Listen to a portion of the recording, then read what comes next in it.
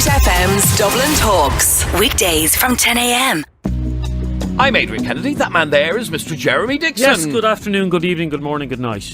That covers all bases. Covers then. everything. So I'm actually busy at the moment, if you don't mind. Oh, sorry about that. Just on Amazon trying to buy a new book that's just come out.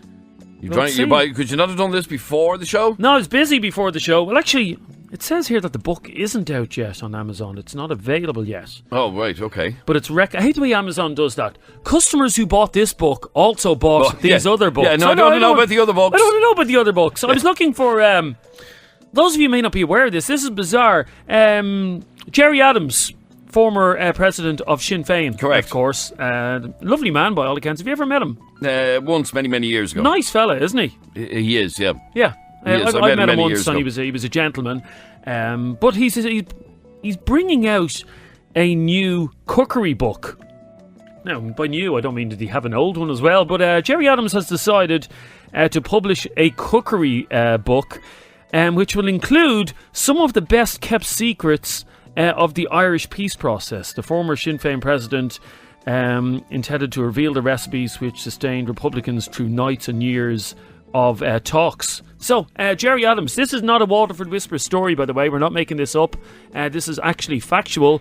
Gerry Adams is releasing a cookery book. Well, he must be right. I thought it was released, which was why I was trying to buy it on Amazon. And now I can get to Rena Allen's one. No. That's only good. Mary Berry's cookbook. Customers who bought this previously also bought Mary Berry's. Bizarre, isn't it? A little bit, yeah. What sort of recipes will be in that book, Adrian, would you imagine? Well, actually, I'd love our listeners to suggest what you would call a Gerry Adams cookbook. Yeah? And what sort of things would you put in that cookbook? For example... Someone straight away there text in, saying, exploding stew. Okay, I like it. Is that a thing? Exploding stew? Yeah. No, I've never heard of it. You've obviously never tasted my mother's stew. Another suggestion was he should have a recipe in there for orange flan. Do you get it? Like... Orange flan, yeah. No, I like an orange flan myself, I have to say, yeah. So text or WhatsApp either what you would call the book or what recipes you think Gerry Adams should put in that book. Okay, text or WhatsApp 0877 98 98 98. Some of this could be bordering on slander, Adrian. I'm just saying, be careful what you read out. Could possibly be. Text or WhatsApp 0877 98 98 98. What recipes do you think Gerry Adams will include in this new cookbook? Now, it's not just desserts, Adrian. It covers everything. It's basically any meal that a Republican would want to eat. Do you get me? And nobody else would want to eat. Well, I don't know about it. How about this for dessert, Adrian? How about... Oh, I don't know. How about bomb surprise? Now you're getting silly. What? I love bomb surprise. Do you even know what a bomb surprise is? No, I've never heard of it. It's the thing with ice cream and meringue on top and you set it on fire. Now, the only thing, Gerry, if you're setting that on fire, you'd want to make sure you're a couple of hundred yards. Make sure you're in a different county and make sure you have an alibi before that goes on fire. Okay, text or WhatsApp 0877 98 98 98. What should Gerry Adams either call his cookery book or what recipes should be in I don't think James, a Gerry Adams cookery book? I don't think James is getting it. She said ratatouille. That makes absolutely no sense. What is ratatouille? I don't know. It's like an eggplant or something like that. I don't know what it is. It's a vegetable or something like that. Okay, text or WhatsApp us 0877 98 98 98. What should Gerry Adams either call his book or what recipes should be in the book? Like Daniel's suggestion, which is... Bangers and mash. Bangers and mash. I can't laugh at that. I'm sorry. Why? I think that's quite funny. Bangers and mash, yeah, it has to be in there, doesn't it? It'd have to be, yeah. It would. A Gerry Adams cookbook, and one of the items in there, one of the recipes in there has to be bangers and mash. Or even better, Daniel, bangers and smash. That could go too, isn't it? Yeah, I mean, either works. The only thing about it is, Daniel, do you really need a recipe for mashed potato and sausages, Adrian? I mean, what's the recipe? There's no recipe. You have to make the gravy and all that as well. Bangers and mash has to have gravy with it. Actually, has to have beans, to be honest. Beans? Yeah, beans. I don't do gravy with sausages. Well, then it's not bangers and mash. That's really? That's sausages, beans and mash. Are you a fan of bangers and mash, Daniel? Yeah, well, don't mind it yet. Really? Yeah. Yeah. Yeah, I know, it's something I used to eat as a kid. Remember, you used to make a mountain with the mashed potatoes? Yeah, all the time as a kid, yeah. Yeah, that was good. That was great fun. You wouldn't know this, Adrian, but when you were a kid... Oh, you were a kid as well. I was, obviously. Did you ever make a mountain with your mashed potato? Obviously. I actually still do it. Had the truth be known. Like a volcano, a mashed potato volcano. Yeah, it's an amazing thing to do. Lads, it doesn't matter what the book is called because the book is going to bomb anyway. Does bomb mean do well or do bad? I can never... Do badly, yeah. Is that what it means? It's going to bomb, yeah. Okay. How about this for the name of the book? Gerry, if you're listening, this is gold, this is. We're giving you so much material. How about this one for the name of the cookbook, Adrian? Yeah, go on. Cookie or Law. Cookie or Law? Yeah, I like that. That's very good, yeah. Okay, keep them coming in. 0877 9080 in 98 98 98. 0877 98 98 98. He should also include a recipe in there for hot cross bombs. Allegedly. Just saying.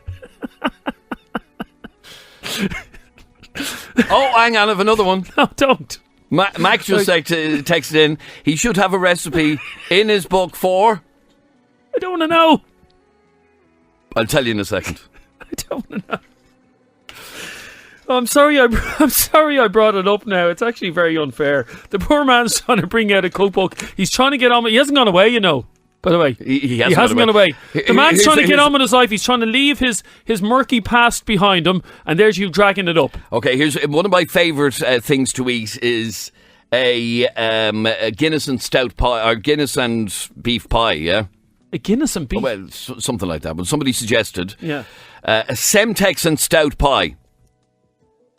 One more. Okay, I love this one. Banoffee pie. I do love banoffee pie. Banoffee pie. Some of our listeners. Oh, one more. Oh, get over it. Move on. One more. Yes. He has to have a recipe in there for a bloody Sunday. That's actually not funny. And that's not even a meal. That's not even a meal. You're not even getting the thing. Anyway, thank you. Can I just say, if you're lodging a complaint about that, I didn't laugh at any of those. It was Adrian that was laughing. Thank you very much. So direct your complaints towards Adrian and not Jeremy. I'm not involved. And just one more. Can I just throw one more in? Yeah. He has to have a recipe in his book. Stop telling me what he has to do. He has to have a recipe in his book for death by chocolate. Okay? They're just suggestions. Again, allegedly. No. They're just suggestions for things that should be in his cookbook. Death by chocolate, yeah, which is of course it is a thing. I had it at the weekend. It's a chocolate 3-layer cake served with cream. Sinful. It's actually it's beautiful. Anyway, thank you for all of your suggestions, Gerry. We won't charge anything for those suggestions. Do you honestly think he's going to include any of those? Maybe not. What about instead of chicken vindaloo, chicken Mary Lou?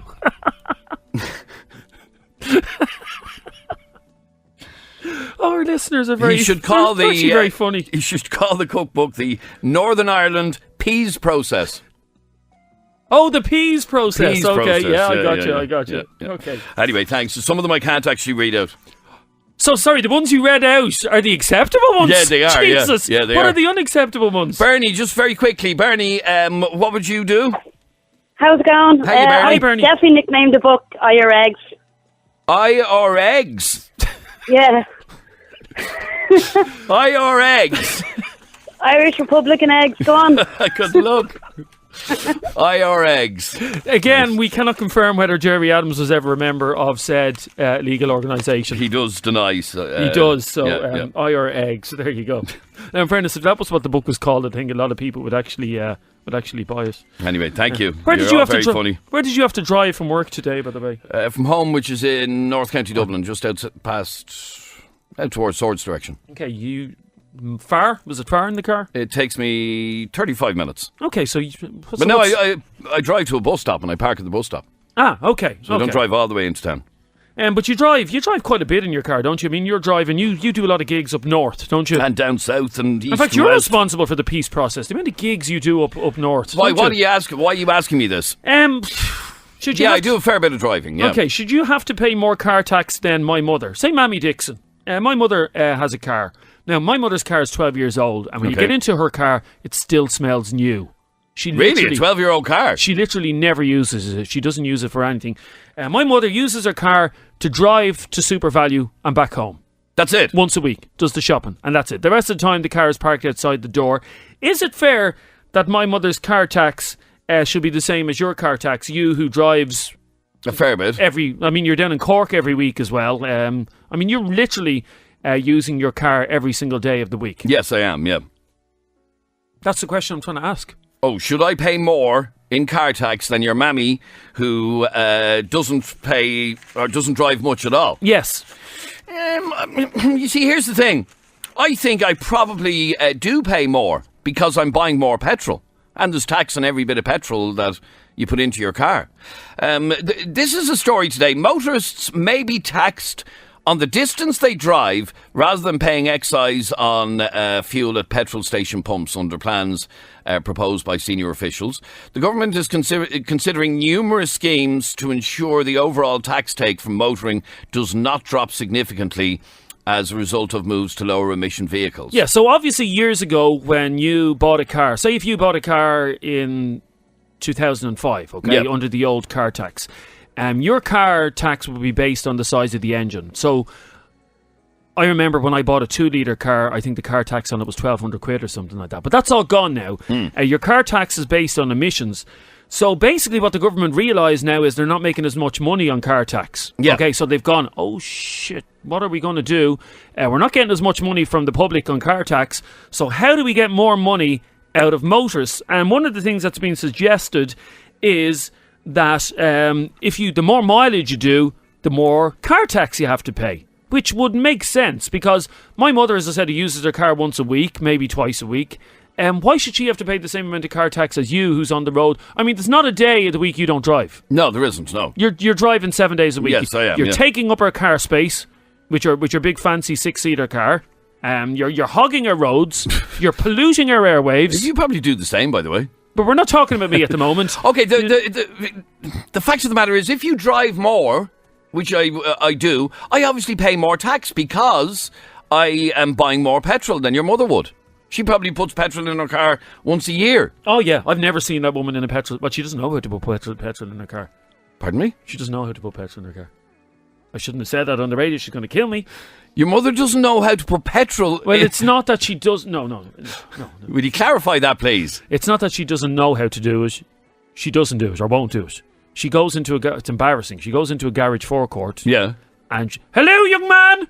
Young man, help an elderly lady. Help an elderly lady out.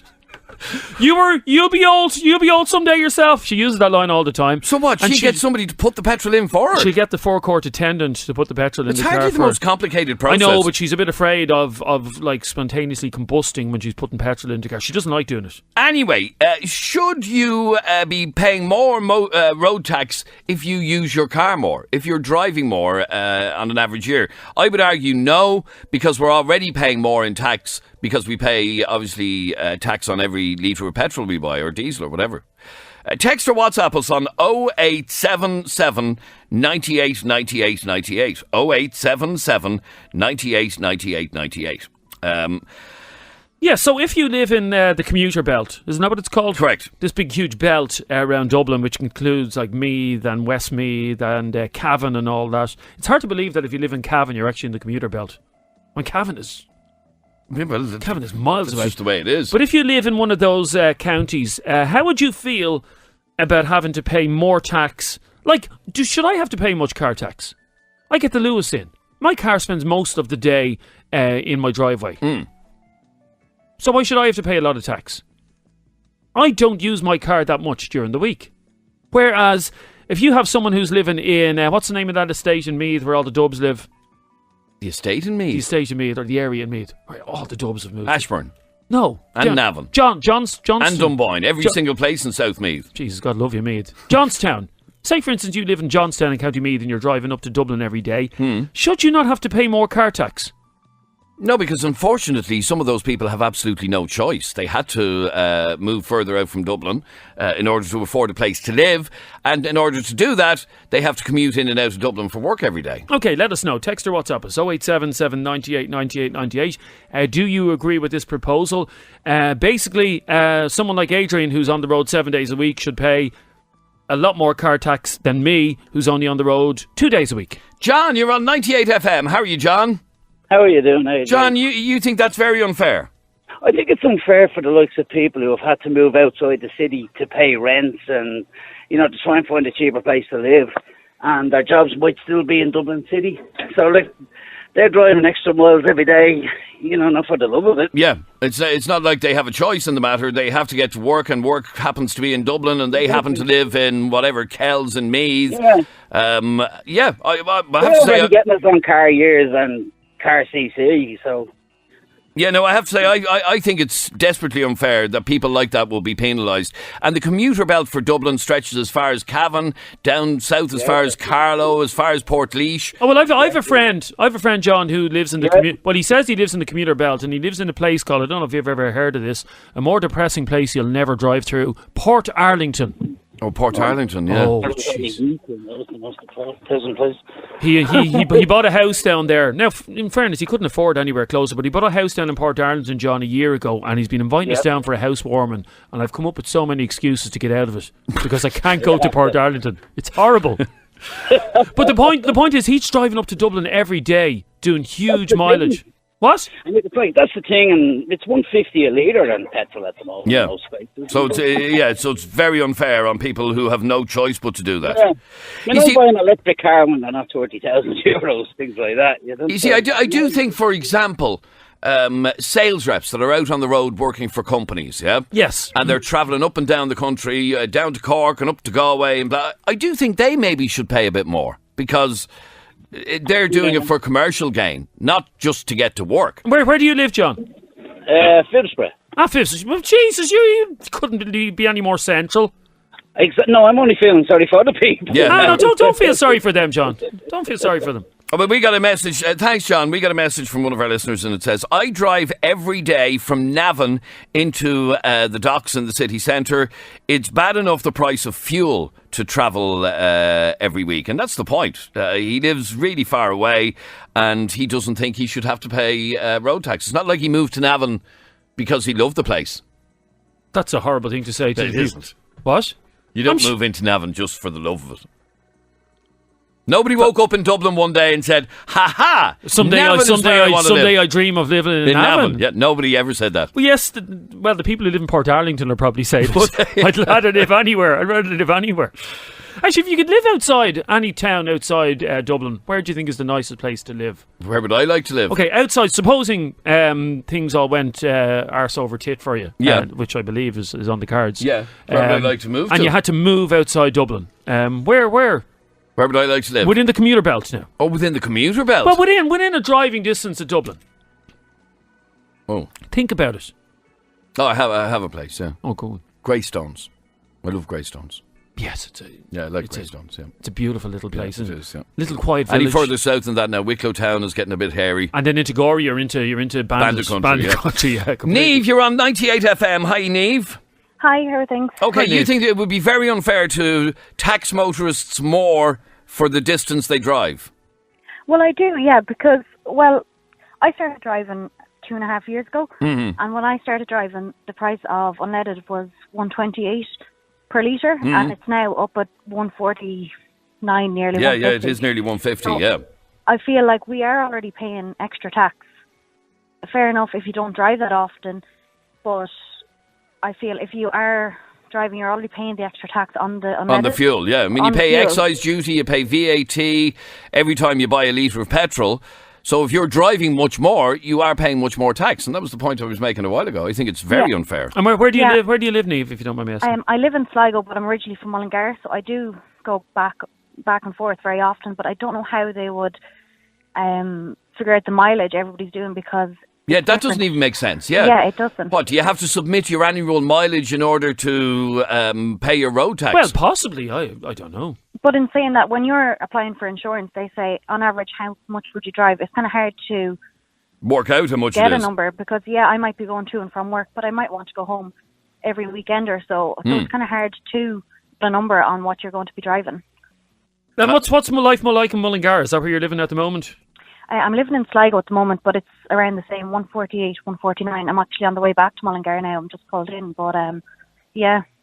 Yeah, there used to be a time where the service stations down the country, the fuel would be dirt cheap, but that's all gone now. No, it is all gone. No, yeah. it's completely gone. The same everywhere. All right, thank you, Niamh. A few more messages. I have to drive every day to Dublin from Meath. I already pay 6 tolls a day, and my insurance is £1,000, says Louise. So, in other words, again, she's no choice but to drive. And if you go along the M3, there are 2 tolls on the M3.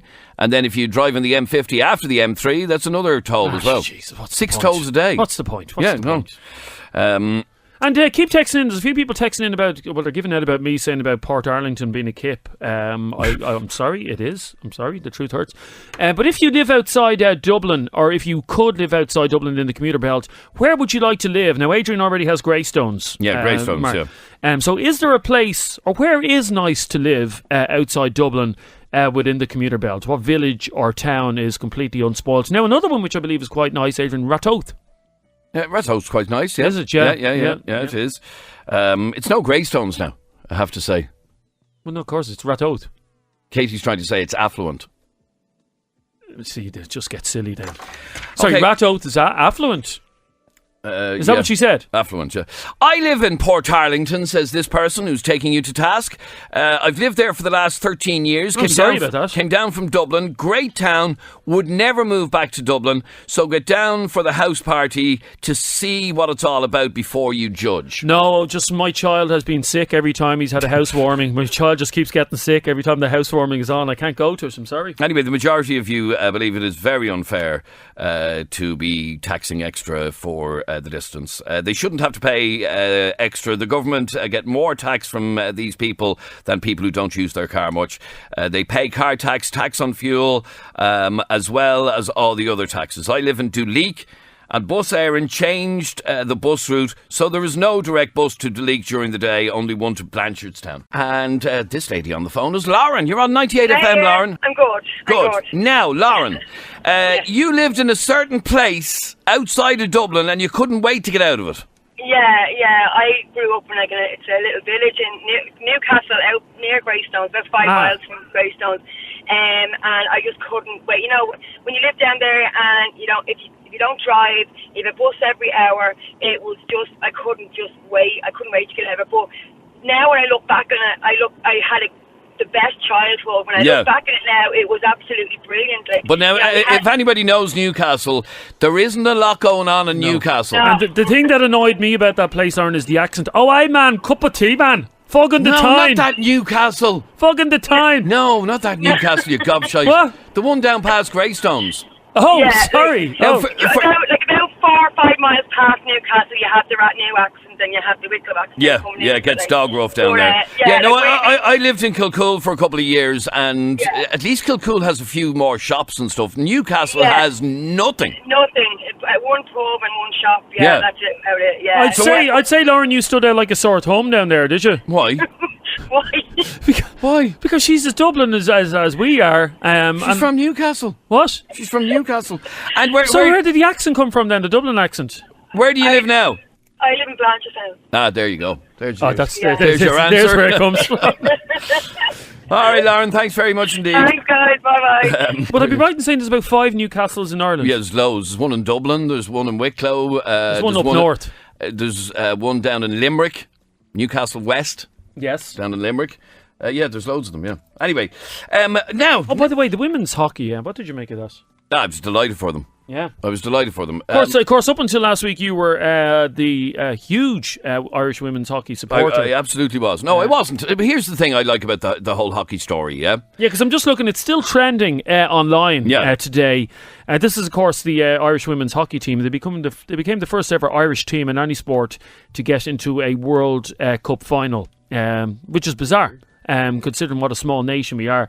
And they were hockeyed out of us by Spain, by the Netherlands. By the Netherlands, sorry, 6-0. And they got a great homecoming. Yeah, they did, yesterday. and well deserved. And here's the thing, I know a lot of people have been saying over the last couple of days it's all jumping on the bandwagon stuff and all and that. it is. To an extent, I agree. However, I have to give the team credit for putting the game on the map. I can honestly tell you, up until last week, I had never watched a game of hockey in my life, ever. Wouldn't know the last thing about it.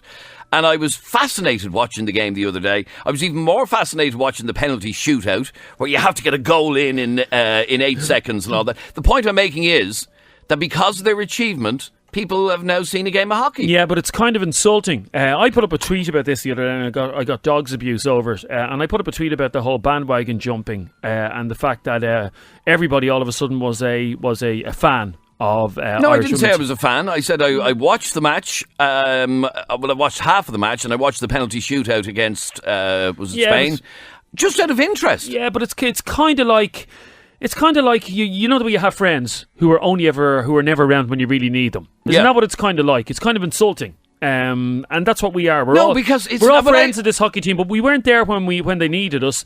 But then when they don't really need us, we're all there. The point I'm trying to make is that most of us listening right now had never ever seen a game of hockey, okay? No. I can now say I have seen a game of hockey. I thought it was quite good to watch. But by next week you'll have forgotten about it again. You will. It won't be on the telly again, probably.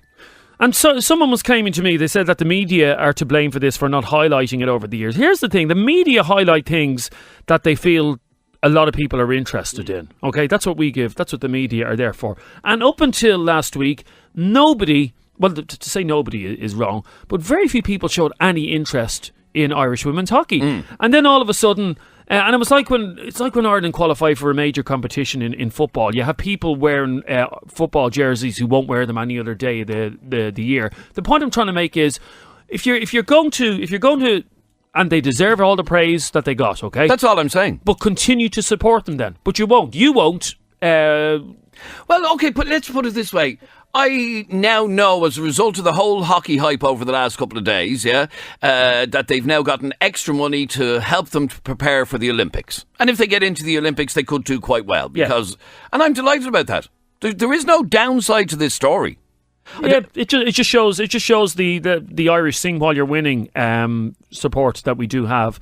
And I think we all do that. I don't think it's just an Irish thing, to be quite honest with you. And credit where credit is due. That was some crowd on Dame Street yesterday. Absolutely. It really was. Yeah. I was when I saw the videos of it, I was blown away by the support that they got in town yesterday. It really was brilliant. And they deserve it. But half of the people there had no interest in it up until they were just, again, jumping on the bandwagon. And I despise bandwagon jumping. It's like Dubs supporters. They'll be on this phone moaning on this show in a couple of weeks that they can't get tickets for Dubs matches. But were they there on Sunday when it was a non-match? No. No. Do they go to Parnell Park to see Dubs playing in the league? No, they don't. No, I agree with that. I agree with that, actually. Because the crowd on Sunday was desperate for the Dublin Roscommon match. It was pathetic. That's the point. Why? It was pathetic. Why would you go because it was to a non-match. Yeah. It didn't matter whether we won, lost, or drew. Yeah. But anyway, I don't think there's a downside to the hockey story. I think it's brilliant. I really do. Okay. Does Ireland have a toboggan team? I don't know. Maybe I should jump on that bandwagon. Yeah, literally jump on the bandwagon. Now you've another story here. Actually, maybe I have it. Do I? Oh yeah. Yes. Are you going to any weddings this year? Well, I'm supposed to be going to a housewarming in Port Arlington, so let's get that one out of the way first. No, I'm actually. This year is a good year for me because I don't have one wedding invite this year. So that's a good year. It's a good year. I actually, between now and the end of the year, don't myself. So I think it's probably because of our age. No, I think most of your friends are probably already married. Yeah, a lot of them will be. Yeah, and same. But anyway, a story made doing the rounds today. In fact, this is in today's Herald. Yep. Yes. And consider the guests, don't have them dreading your wedding. And it's all about weddings and how much you should give as a gift for a wedding. No, I don't want you to mention what the going rate is now, according to that paper. I nearly puked when I saw that. I got sick in my mouth when I read. Dramatic, if you don't mind me saying so. Slight exaggeration, okay. But when I saw what the going rate is for wedding presents now, Well, I was flummoxed. Okay, so a couple going to a wedding, yeah? So you go with Mrs. D to a wedding.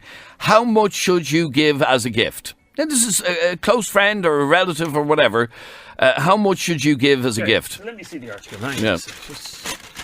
I mean, whoever wrote this article is obviously rolling. Do you get paid much writing for the Herald? No, not a washer, no. Oh, really? No, it's brutal. I'm not joking, they're good. Whoever wrote this article has obviously got a lot more money than me. So in this article, and we're not going to tell you how much it is, we want you to try and see what you think it should be. So this is saying when it's a close friend or family member, if you are a couple, okay, not a single person, if you are a couple going to a friend or family member's wedding, you should give this much as a wedding gift. Because it's all cash now. Now, you can't give someone a feckin' set. No, it is all cash, yeah. What's wrong with a set of cutlery? Who doesn't want cutlery? Who doesn't have cutlery? I got for our wedding, a lovely Newbridge carving knife that I used to carve up the ham Very and nice, chicken. yeah. It's beautiful. So what's wrong with that? I agree, Newbridge stuff is lovely. But anyway, if you're going to a wedding this year... Now, this is very important. A close friend or family member. Okay? How much as a couple will you give as a wedding gift? Is it like 50 quid? Is it 100? Is it 150? Is it 200? Is it 300? Text or WhatsApp 0877 98 98 98. And then we'll let you know what the exact figure is according to this Herald article. But we want to find out what you think the going rate for a friend or family member is. Now, the little clue is I got sick in my mouth when I read this story. Yeah, but you're a tight git. Oh, I am. When there's a wedding in work here and someone's getting married. Yeah. And they hand the card around and the envelope. Jeremy gives a fiver. Oh, no, I don't. I signed the card, but I don't put any money in the envelope. Well, I saw you giving a fiver once. You did. That was for me. I actually gave a lot more than a fiver for you. Thanks very much. Right. Text or WhatsApp 750 0877 98 98 98. If you're going to a wedding or have been to a wedding this year for a close friend or a family member, how much did you give as a gift? Because this article says there is a set amount that you should not go below if they're close to you. And I think this figure that they're claiming is absolutely ludicrous. I think it's crazy that you're expected to hand out that much money to a friend. Because basically what you're doing, by the way, is you're paying to go to something. That's what you're doing. Yeah. Put it this way, this figure that they are after coming up with, yeah? I could get a weekend away for that. Text or WhatsApp 0877 98 98 98. I want to find out what you actually gave as a gift for a wedding this year, or what you're planning to give as a gift for a wedding this year of a close friend or family member. And now here's the thing, as Adrian was saying, you are judged on how much you give. On our wedding night, myself and my wife, we went back up to the room and we had all the cards and they were all laid out on the bed and all the presents. And basically my wife was trying to do anything to get out of making love to me on our wedding night. So she said, can we open the cards and see who gave what? So who actually opens their cards on the wedding night? The majority of people do, yeah. No, sorry, hang on. Nobody does. Yeah, we did. So we're sitting at the end. We're sitting at the end of the bed in the bridal suite, and okay. So let's see. So John and Breda, they only gave 70 quid. Oh, I'll remember that. And you do begrudge the people that give you. I don't agree with you. I have to say, I can tell you that we opened our cards not on the wedding night. That's because you were stocious. You couldn't. You couldn't even tie your shoelace on your wedding night. No, I wasn't. Yeah. No, and not on the wedding night. We opened the cards. It was a couple of days later, and I am aware that a couple of people were a bit stingy. But I couldn't tell you who they are. Name and shame. No, but I couldn't tell you who they are. Oh, no, do tell me. I want to know. We would open a card and you'd say there's 70 quid. Oh, yeah, okay, stingy. But I didn't make note even in my head of who that person was. So you think 70 quid is stingy? I did think 70 Jesus, isn't it great to be in that ivory terrier living in Adrian? Phyllis! 70 quid. Hiya. Close friend or family member, a wedding, how much? About 200, 250. About 200 or 250? Yeah, it depends on where the hotel is. Oh, why? Does that make a difference? Yeah, because I tend to I cover my own, I'd expect the meal would be, say, 60 to 80 euro a head. Okay. So I'd do that as myself, my partner. That's 160. For the rest, whatever I put in, I'm covering the meal for myself and my partner, and then the rest would be for their spenders. So you're basically buying your own meal. That's the way I think it should be. And that's the way it works nowadays, really, isn't it? Yeah, but your average, how much is it for a head, Adrian? For a head? Yeah. It depends on the hotel. On your wedding day. It really does. It depends on the hotel. Some places up to 120 quid a head. Others 70 or 80. So who's paying 120 quid for a head? People who think their own shit doesn't stink. Oh, those people. Yeah. My God, that's crazy. Yeah, it's insane money. So if you think about it then, if it's 120 quid a head if you're having it in a really posh venue, then 200 is the least you should give as a gift. Isn't that it, Phyllis? It is. And Phyllis, do you not begrudge handing somebody 250 quid as a wedding gift? Well, you're getting plenty of notice. You don't get a few months' notice. Oh, I'm getting married in 2 months. You're getting nearly a year's notice. So you're saving for the wedding as well. Yeah, but hang on. If every couple going to a wedding gives 250 quid and there's 100 people at that wedding, yeah? Yeah. That's... Adrian, do the math. But their start in life, this is their future. It's giving them a little head start. Yeah, but what's 250 by 100? Jesus, why can I not work that out? It's 25 grand. 25 grand? But that wouldn't cover their wedding like that. Jeez, I'm getting divorced and getting married again. 25 grand. Yeah. Well, you're not. You are. You're always going to get the stingy people that's just going to throw the 30 quid in the card. You do. It's not. You don't get 200 quid from every person. Yeah, but then I'm getting the suspicion then, Phyllis, that a lot of people now are just getting married in order to get 25 grand. No, you get married because you love the person. But you're not making 25 grand because you have to pay for the bloody wedding. Yeah. It's not like so you break even. Yeah, it's not a profitable thing. Thanks, Phyllis. Michael. Yes. Michael, you're going to a wedding, close family member or friend. How much do you give? I think at least like about €200. I totally agree. The other lady, just says, you have to pay, they give you the money as a gift, but to cover your couple's meal at least, Yes. So and also something extra, so as a gift, because it's really costly for the wedding. I totally understand anyway. So. Well, unless you're eating caviar at a wedding, and I've never been to a wedding where caviar has been on the menu. Have you, Adrian? No, I haven't. No. So, no. Unless you're eating caviar and quail's eggs as your wedding dish, there's not a hope that meal is costing 100 quid. Most wedding dinners are actually crap. Yeah. They're crap. No, I agree, but it's some of the hotels, that's how they charge for the event. It's based on per head. That's not just the meal you're paying for, it's the whole day. But yeah, some places are charging stupid money per head. And where are you from originally, Michael? Me, originally I'm from China, so but I live here for years. You're from where? China. Oh, China. And China. What's the situation there as regards wedding gifts and money and stuff like that? You say actually in China? Yes. Yeah. So it's actually more or less the same, actually. So, it could be more, especially if you give them money to your friends or closer friends or relatives, actually, it could be more. It could be more than 200. Okay, so let me read out a few more messages. €250, which includes €100 for the meal for me and my wife. It is the norm here in Spain, says. What did the Herald say, Adrian? What was the figure the Herald gave? The figure the Herald gave was €200 per couple. So that's the average wedding gift you should be giving, €200 per couple. So if you're going to a wedding for a bit of stingy beef Wellington and you're planning to slip 70 quid into the envelope and think you're being very generous, you're not. Okay?